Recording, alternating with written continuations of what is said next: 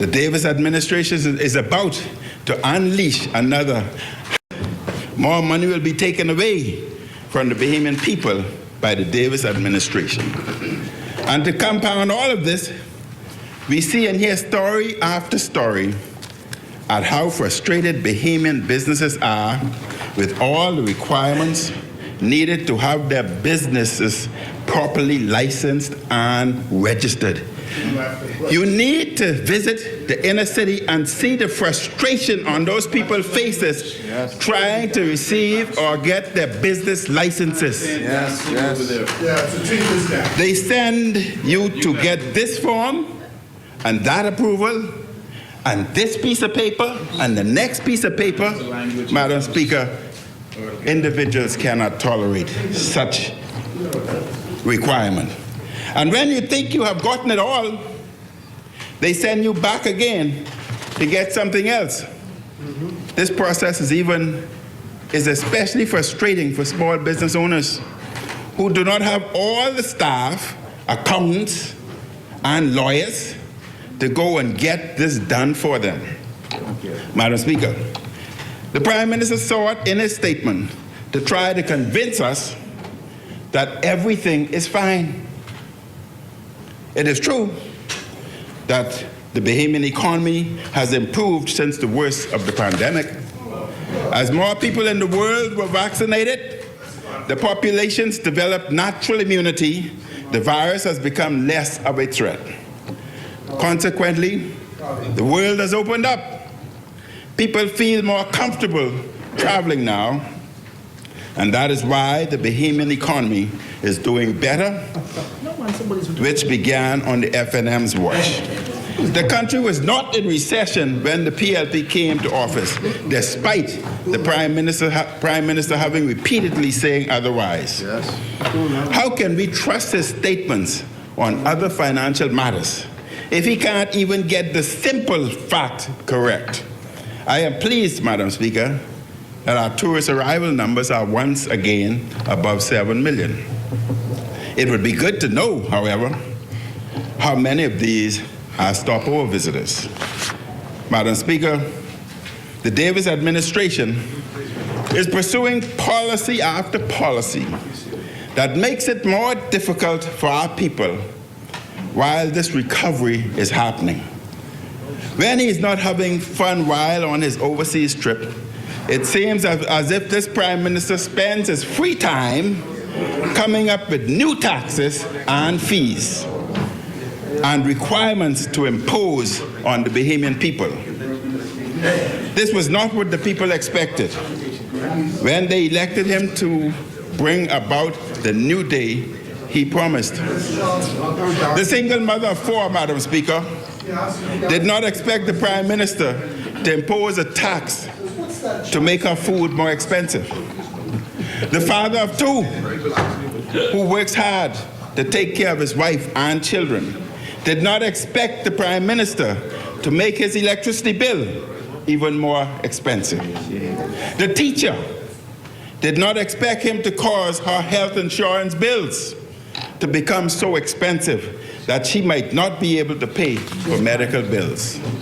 The small business owners did not expect this new day Prime Minister to make getting his business license and other requirements so complicated that she is considering shutting down her dream. The Prime Minister and Minister of Finance is consistently bringing forward policies that harm our people. He lacks compassion for the poor. He is indifferent to the increasing burden on the middle class and on small businesses. His fiscal strategy, Madam Speaker, his fiscal strategy seems to be to squeeze as much money as possible out of Bahamian people as quickly as possible. Now, Madam Speaker, listen carefully. His policies, the Brave Davis tax and the Brave Davis inflation, are squeezing every red cent out of the Bahamian populace, while millions of dollars have disappeared from Bahamas Air by travel agents in Haiti, travel agents and baggage handlers. Millions of Bahamian taxpayers' money has disappeared and they have remained quiet.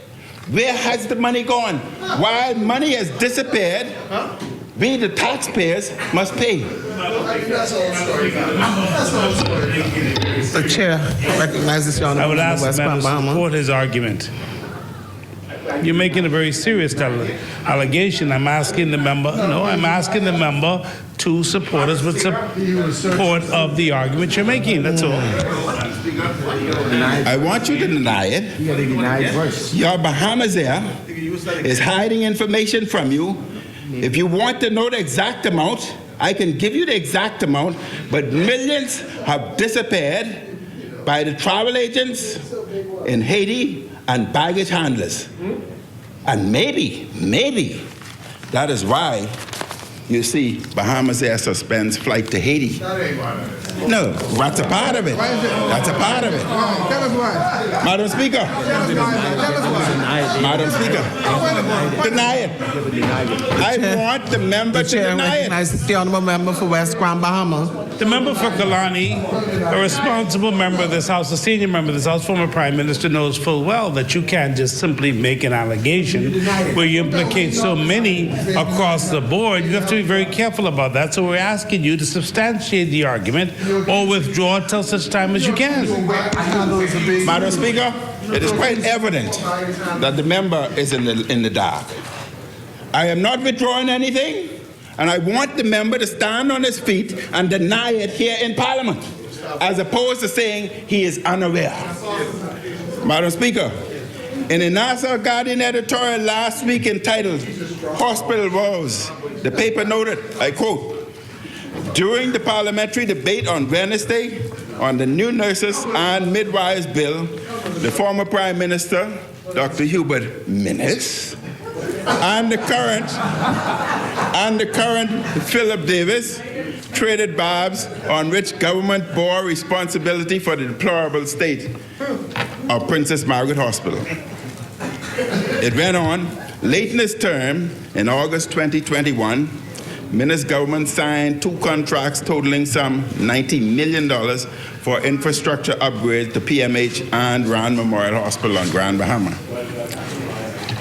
The works at PMH were to include repairs of the eye ward, female medical physiotherapy unit, children's and male medical wards, and further provide for construction of a new infectious disease ward and the construction of a 6-story structure to house a new obstetrics and gynecology ward, a children's ward, a surgical ward, medical ward, private hospital boarding rooms, and ancillary services.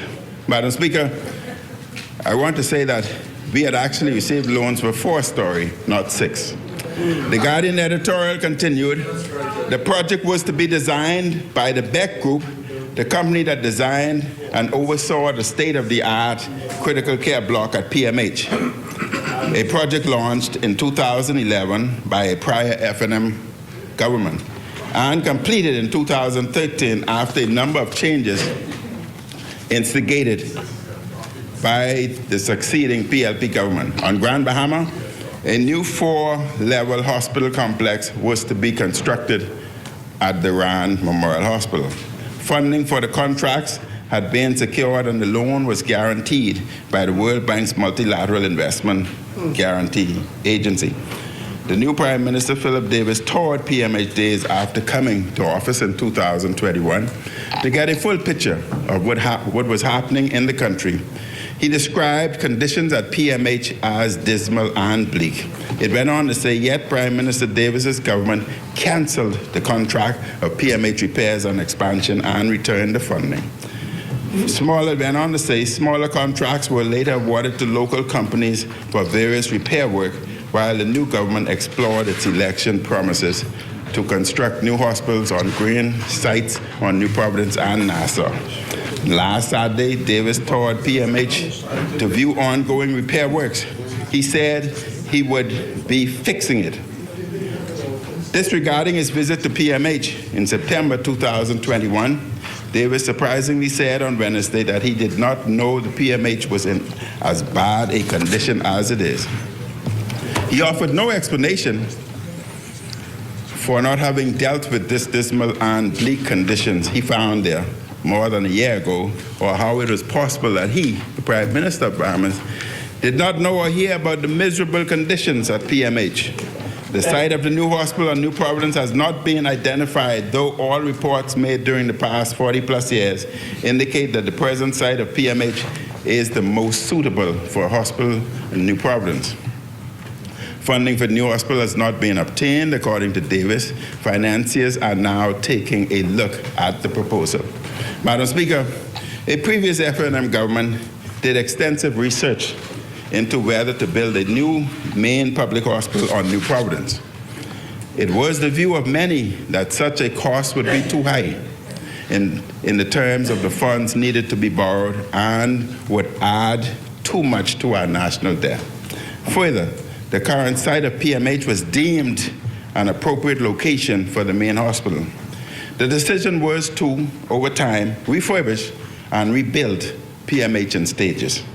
The FNM began this with the critical care block, and we were moving with a 4-story block just east of the critical care block. My administration secured the funding for the next stage, even as we did repairs of accident emergency and started rebuilding the Rand Memorial Hospital. Many recall that during a previous PLP administration, when the Prime Minister served as Minister of Works, the PLP spent millions on Carnival while neglecting the need for PMH. This is typical of them. They prefer song and dance and public relations and big talk over substance and action. The FNM also invested heavily in telemedicine, which the PLP mostly abandoned during a previous term in office. They talk big, Madam Speaker, but deliver very little. For example, many of these big foreign direct investments they are bragging about will amount to very little. We have seen this PLP movie before.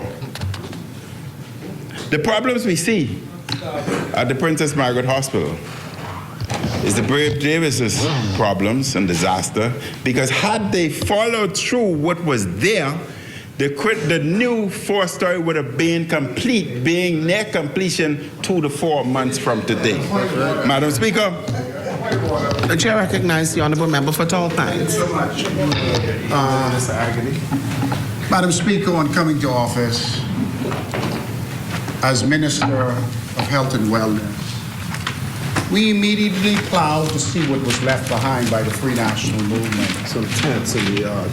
And what we found out is this 4-story tower that the Prime Minister speak about. It's 4-story according to the Prime Minister. No, 4. It's 4, okay, thank you. Funding was at the bank. Well, no, not at the World Bank. It was here at, it was from the World Bank, from the mega loan facility. And we moved very quickly to see the extent of the financing. Yeah. What the Prime Minister failed to report is the fact that the loan was tied up. The construction loan for the hospital was tied up with another type of financing that this administration was uncomfortable with. So we went back to the bank to debundle that financing, sir, and the bank refused us. Because the other financing had nothing to do with the hospital, we thought it best to return the resources back. And that particular funding, we were not pleased because there was something in the air.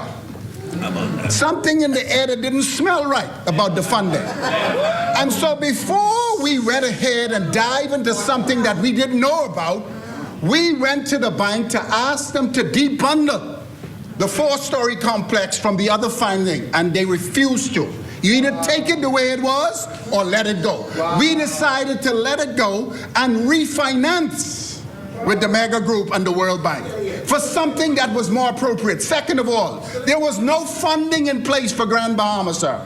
It was an illusion. Stand by. Stand by. I can't talk that yet. I can't talk that yet. We'll talk it soon.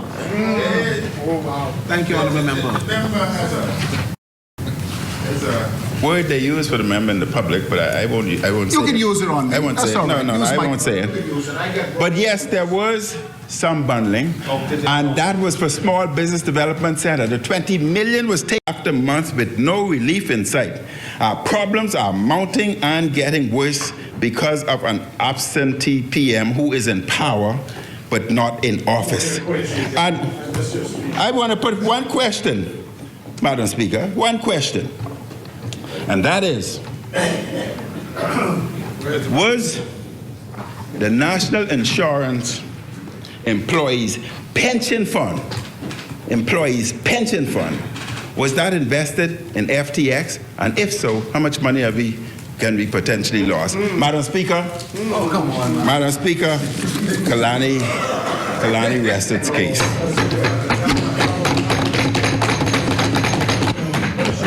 Thank you, honorable member. As the chair recognizes the honorable member for Pinewood. Madam Speaker, I undertake to ask the relevant individuals at National Insurance and provide